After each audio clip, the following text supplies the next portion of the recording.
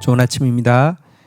마태복음 2장 13절에서 18절 말씀 보도록 하겠습니다. 13절 그들이 떠난 후에 주의 사자가 요셉에게 현몽하여 이르되 헤롯이 아기를 찾아 죽이려 하니 일어나 아기와 그의 어머니를 데리고 애굽으로 피하여 내가 내게 이르기까지 거기 있으라 하시니 14절 요셉이 일어나서 밤에 아기와 그의 어머니를 데리고 애굽으로 떠나가 15절 헤롯이 죽기까지 거기 있었으니 이는 주께서 선지자들을 통하여 말씀하신 바 애굽으로부터 내 아들을 불렀다 함을 이루려 하심이라. 박사를 꿈으로 인도하여서 이제 헤롯에게 가지 않고 다른 길로 돌아가게 하신 이후에 천사는 즉시 요셉에게도 그 꿈을 통하여서 이야기했습니다.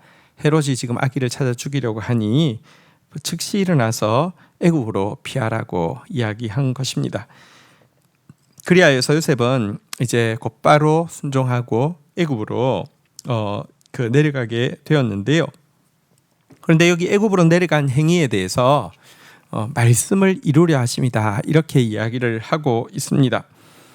선지자를 통해서 말씀하신 바 애굽으로부터 내 아들을 불렀다 함이라를 이루신다는 것입니다. 사실 이스라엘 백성들이 애굽으로부터 부름 받아서 출애굽해서 이렇게 이제 민족을 이루게 되었지 않습니까? 이 첫 번째 출애굽은 노예로부터 이제 자유인이 되어지는 출애굽이라고 하며 우상을 섬기는 나라에서 하나님 섬기는 땅으로 옮겨진 출애굽이라고 하며 바로 이 일이 예표하는 것이 바로 예수 그리스도께서 애굽으로부터 이스라엘로 다시 되돌아오는 것이다라고 이야기하고 있고요. 또 사실 예수 그리스도는 단지 노예로부터 해방시키는 것이 아니라 인류는 모두가 죄의 노예거든요. 죄로부터 해방시키시고 이 홍해를 가르시고 죄의 싹신 죽음을 가르시고 이제 이 하나님의 나라로 이끄시는 분이다라는 것을 성취하시기 위해서 애굽으로 내려가게 되었다 이렇게 이야기를 하고 있습니다. 한편 여기서 헤롯이 아이를 살해하는 부분에 대해서 좀 한번 보도록 하겠습니다. 여러분, 헤롯은 지금 자기 왕위를 지키기 위해서 현안이 되어 있는 사람이었고요. 그런데 이 헤롯 배후에 있는 사단은요, 하나님의 구원 계획인 예수 그리스도를 없애기 위하여서 지금 이제 이런 유아 살해를 지금 이제 자행하게 한다는 것입니다. 지금도 사단은 하나님의 구원이 이루어지지 못하도록 방해하고 있다는 것을 보여주고 있고요. 구원의 통로가 되신 예수 그리스도를 영접하는 것이 아니라 죽이려고 하고 배척하려고 한다는 것을 잘 보여주고 있습니다. 그리하여서 예수님은 말구유에 태어나시는 것도 참으로 힘들고 좀 비참한 출생이었는데 태어나자마자 타국으로의 피난 생활을 하게 되었습니다. 지금도 가끔 내전이 일어나서 난민이 되어서 국경을 넘어서 가게 되면은 가장 비참한 난민 생활이 기다리고 있죠. 현대 사회에도 난민만큼 불쌍한 사람이 잘 없는데요. 과거 이 시대에 여러분 이집트로 난민으로 내려간다는 것은 정말 참 큰 고통이 아닐 수 없었을 것입니다. 하지만 예수님은 이처럼 죄의 종이 되어 있는 우리를 출애굽시키시기 위해서 그 갓난 아기 때 또 애굽으로 다시 들어가고 있는 이 모습은 성경 전체와 이스라엘 역사 전체가 사실은 예수 그리스도의 구원에 대해서 이제 예표하고 있다는 것을 보여주는 것이기도 합니다. 16절입니다. 이에 헤롯이 박사들에게 속은 줄 알고 심히 노하여 사람을 보내어 베들레헴과 그 모든 지경 안에 있는 사내 아이들을 박사들에게 자세히 알아본 그때를 기준하여 2살부터 그 아래로 다 죽이니. 자, 헤롯은 박사들에게 안심을 시키고 박사들을 도리어 이제 이용해서 이 아이를 제거하려고 했는데 그의 계획이 수포로 돌아가자 아주 극단적인 분노를 보여주고 있고요. 그리하여서 베들레헴과 그 근경에 있는 사내 아이들을 박사로부터 들었던 별이 출현했던 때에 전후해서 2살까지를 이렇게 기준으로 해서 2살 아래를 다 죽이게 되었습니다. 아마도 수십 명의 아이들이 이때 죽임을 당하게 되었음을 보게 되었을 것이라고 추측하고 있습니다. 이 사실 앞에서 왜 하나님은 예수님을 보내셔서 이렇게 사람들을 죽게 하느냐, 이렇게 우리가 생각을 할 수 있습니다. 아니요. 하나님이 그렇게 하신 것이 아니라 사탄이 그렇게 했죠. 또 생각해 보시면 그래도 어쨌거나 예수님만 안 보냈으면 이런 억울한 죽음은 없었지 않겠느냐, 이렇게 이야기할 수 있는데요. 아니요. 여러분, 사실 모든 인류는 죄로 말미암아 앞서거니 뒤서거니 멸망해 가고 있습니다. 애굽 땅에서 노예 생활을 하고 있을 때 남자아이가 태어나면 다 죽이라고 했던 것을 기억하실 것입니다.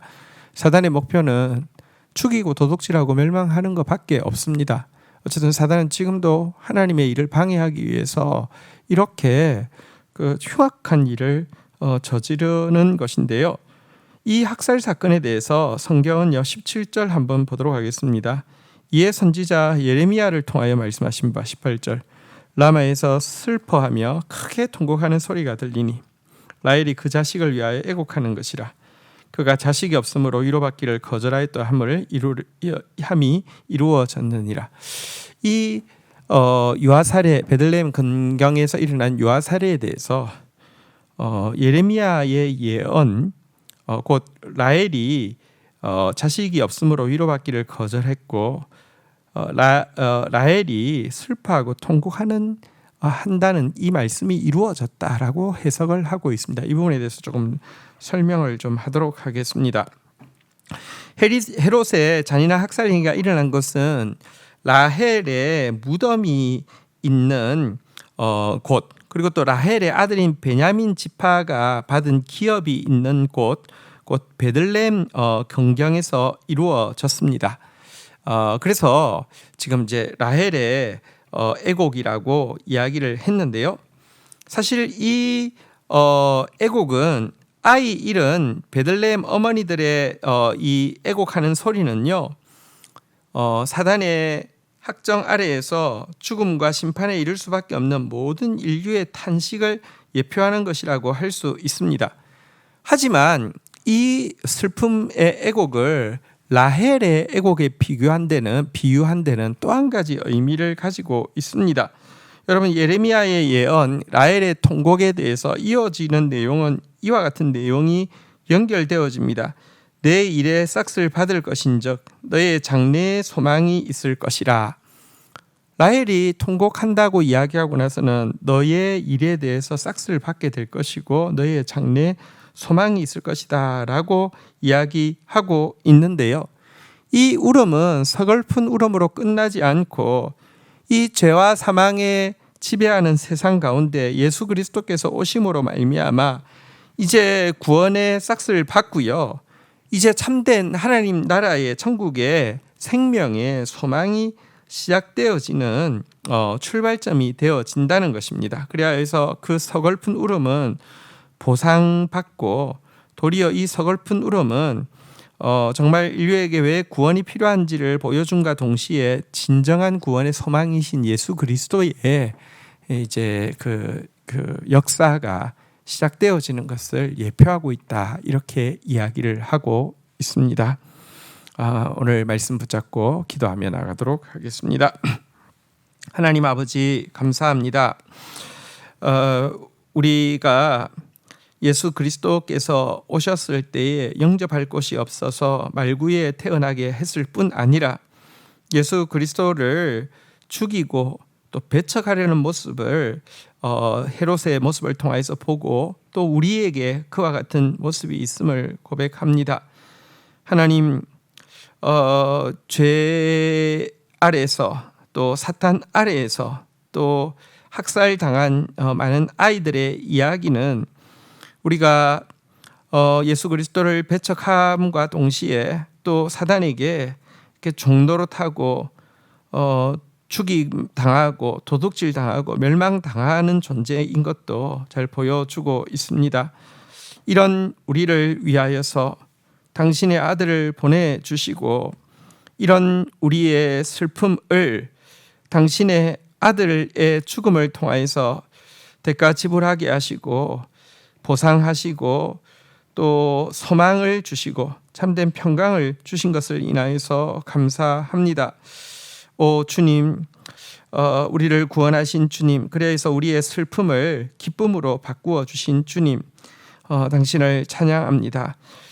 그리고 우리가 바로 그 예수 그리스도, 우리의 참 소망 되신 예수 그리스도 더 소중하게 영접하는 자로서 오늘도 이 은혜를 제대로 누리기를 원합니다. 은혜를 더하여 주옵소서. 예수님의 이름으로 기도 올립니다. 아멘.